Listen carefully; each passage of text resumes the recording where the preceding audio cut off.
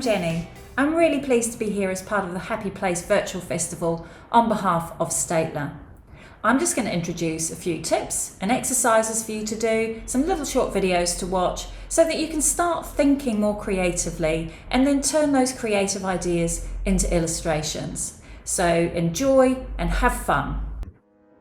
Okay, here's what you'll need.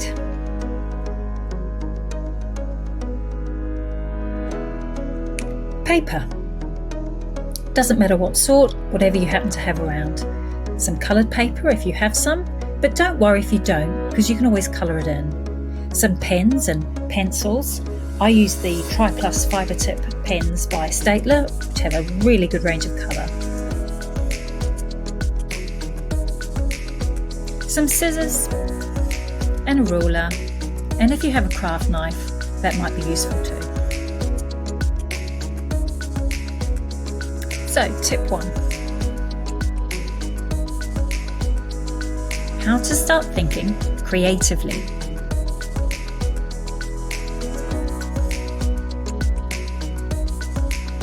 We're going to do a quick exercise.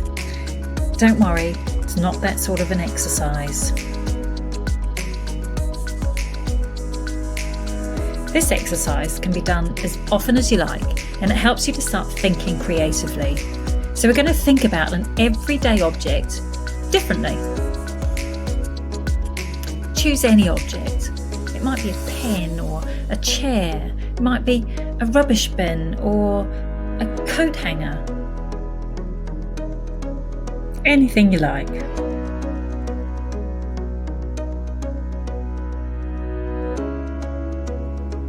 If you can't think of anything, don't worry. Just use one of my suggestions.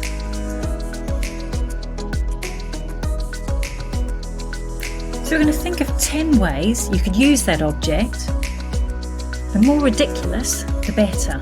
It might be for a hoop or a mouse bar, plant holder, or to practice your golf.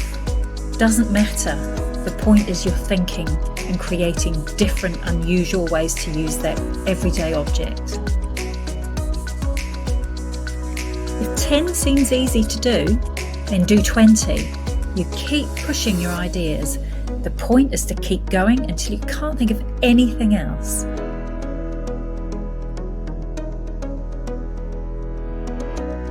And when you can't possibly think of any more, do 2 more.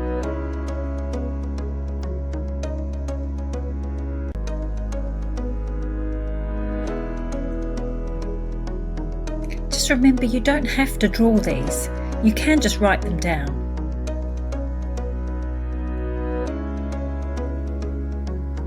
This exercise forces you to keep on thinking and pushing your ideas. The thinking is you being creative.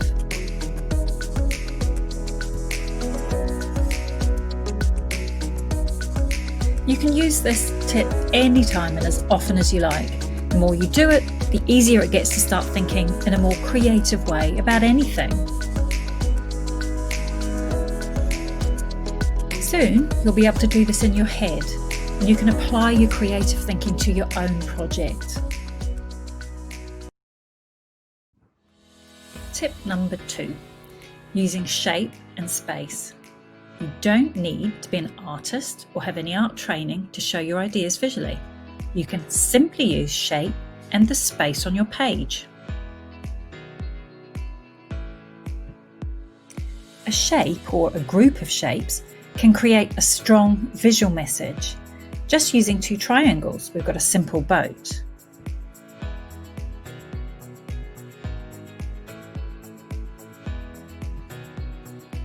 If we want to show movement, all we need to do is move one of the triangles, tilt it on its side. Using the space on the page can communicate a message as well.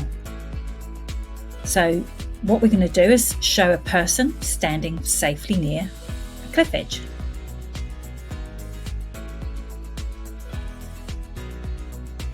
If you move them closer to the edge, you've created a dangerous situation just by using the space and the location on the page. So let's increase the danger by adding a threat. It's a low threat because we've kept the space between the objects.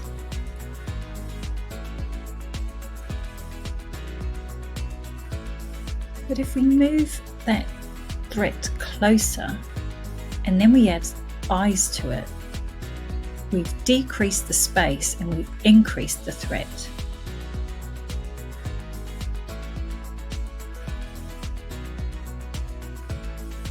Let's make that threat bigger still and move it closer.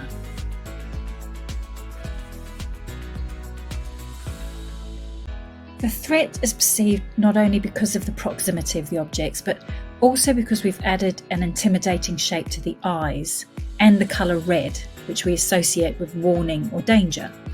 We can reduce the threat without changing the space, but by changing the eyes.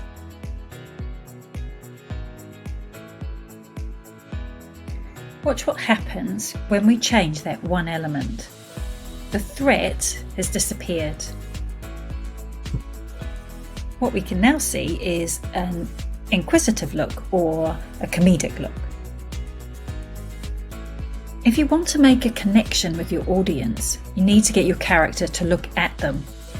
The audience are outside your image looking in, so you get your character to look out at them, and they will pull your audience into the story.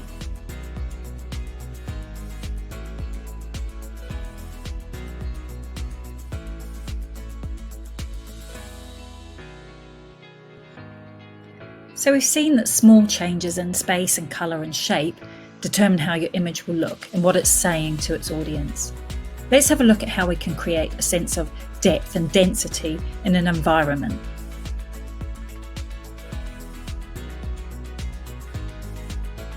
We're going to create a wood. So we're going to look at trees, dark shapes, and lots of small space to create that density.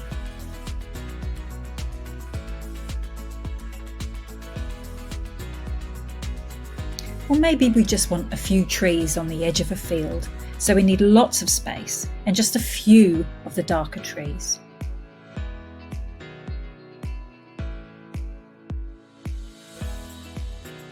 Let's add someone hiding in the woods, so they're going to need to be towards the back, in the background and behind some of those trees.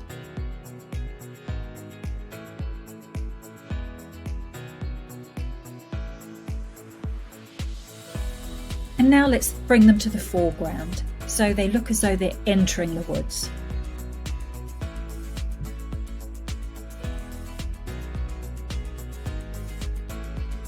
So just a few tips there to help with the next exercise. Try to bear them in mind as you start creating your own image.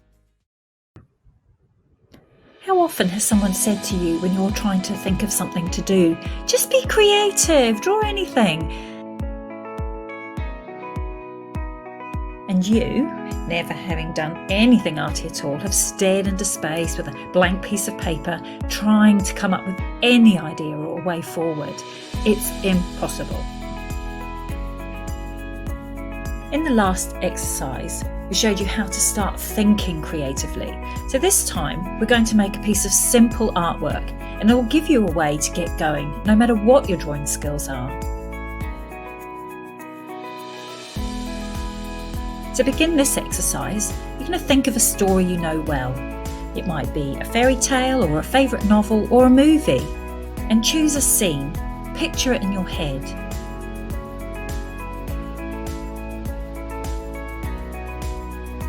All we're going to do is juggle shapes and colour to create your scene. You can do the same one as I'm doing, or you can do your own.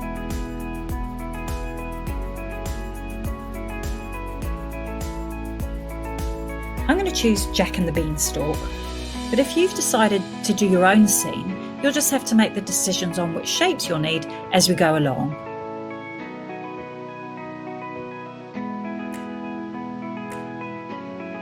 So Jack is young, he's small, so to start with, a little round shape will represent him.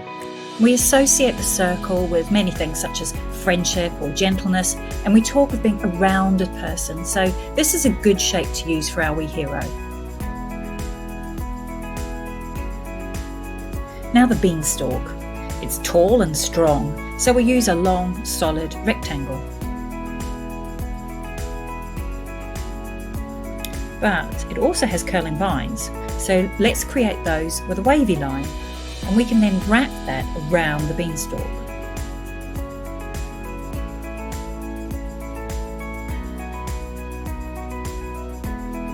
Remember, this is all representational. It won't look like a drawing yet, but it will take shape.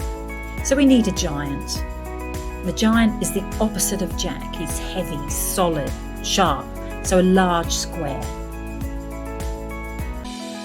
The giant's climbing down the beanstalk, so place him up at the top. And he's going to be red. He's going to symbolise danger and warning. Let's place him behind the vine.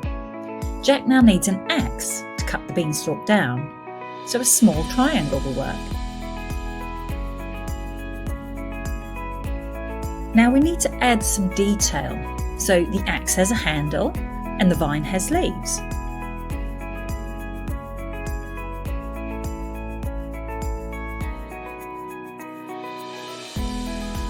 So we're just going to cut out several leaf shapes and just arrange them down the vine. Place the handle of the axe with the head of the axe.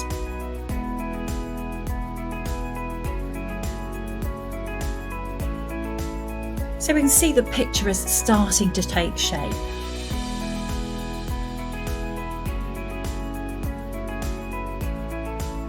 Jack lives in a forest, so I'm going to add some simple trees using a triangle and a long thick line for a trunk.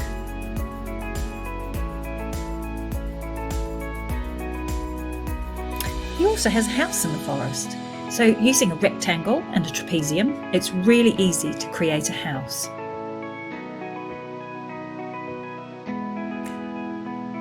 Add these elements. See how the scene is now starting to take shape. Keep adding more trees and leaves and keep building and building the scene.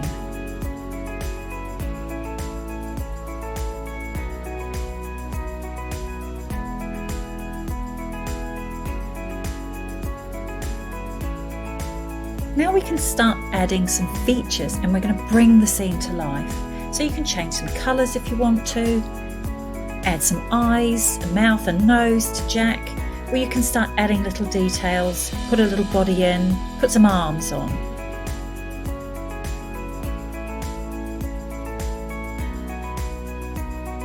So what we now have is a really basic scene made from paper, shapes, colour and a few drawn lines, but you can see how it's coming together to look like a picture.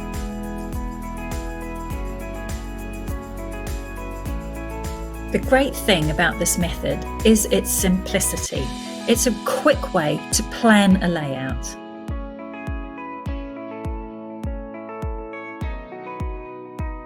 You can leave it here, or if you want, you can take this a step further. I'll show you how to use this layout to start creating your own drawings. Tip 3. Use references. Always. No one can design in a vacuum.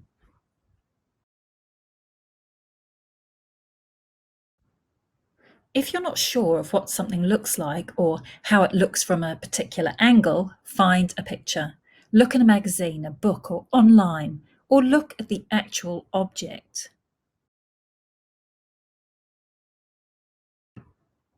This is how you learn to draw. Look 10 times, draw once. Keep looking back at your reference. Draw what you actually see, not what you think you see. For our last exercise, we're going to use references. So to start with, you'll use the reference you've just made.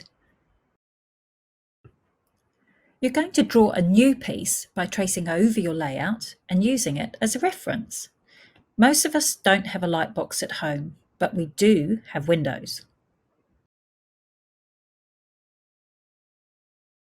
You can create your own light box.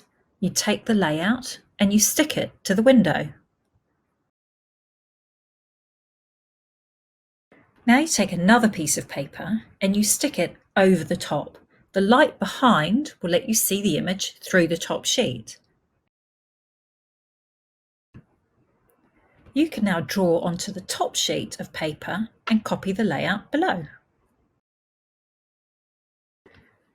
But what you don't want to do this time is copy exactly what is on your layout.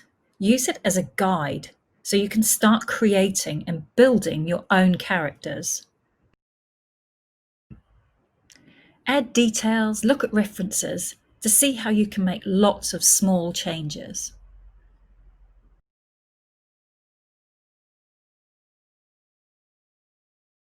And you can do this several times. Each time you're retracing the image before and you're building up your drawing.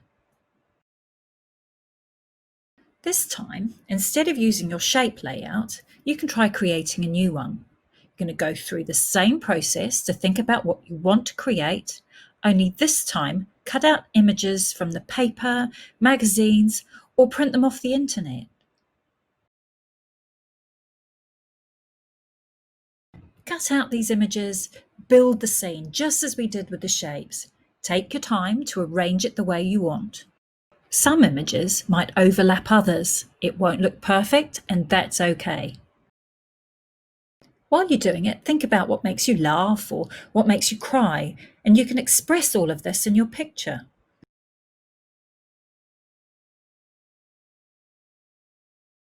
Find anything, any image that will act as a guide to what you want to draw.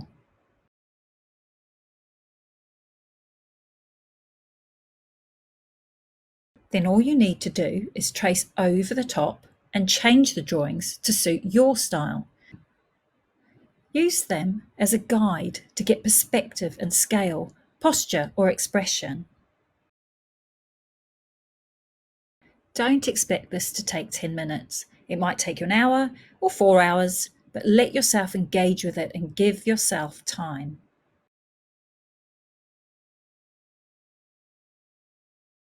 Finding something funny or ironic about a situation is a good way to start getting ideas. Imagine the scene in your head and go step by step through the processes I've shown you.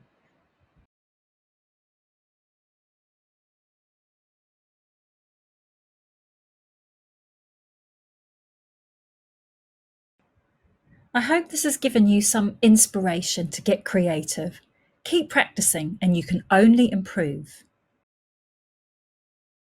But most of all, have fun doing it. Thanks so much for joining me. Next time someone tells you to get creative, you can. If you like that video, there are loads more talks, classes and exclusive videos from the Happy Place Virtual Festival. So don't forget to subscribe on YouTube. Do follow us on Instagram for constant updates and enjoy.